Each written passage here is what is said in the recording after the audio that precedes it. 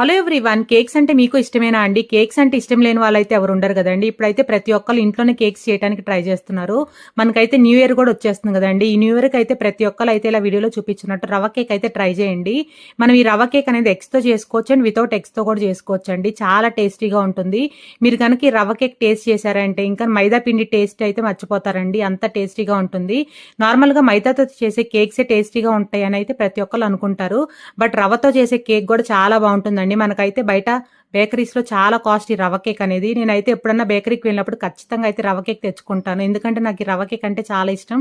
ఇంట్లో మనకి వస్తుందో లేదో అనుకున్నాను, బట్ చాలా అంటే చాలా పర్ఫెక్ట్ గా వచ్చిందండి. ఇదైతే నేను చాలా సార్లు ట్రై చేసి ఫెయిల్ అయిన రెసిపీ అండి. ఈసారి అయితే చాలా పర్ఫెక్ట్ గా వచ్చింది ఈ రవ్వ కేక్ అనేది. ఈ రవ్వ కేక్ ఎలా చేసుకోవాలైతే ఫుల్ వీడియో నా పేరు కింద లింక్ ఇచ్చాను. ఆ లింక్ ప్రెస్ చేస్తే అయితే మీకు ఫుల్ వీడియో ఓపెన్ అవుతుంది.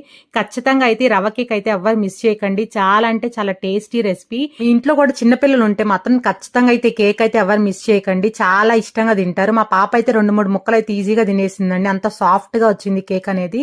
Thank you so much for watching. Take care. Bye bye.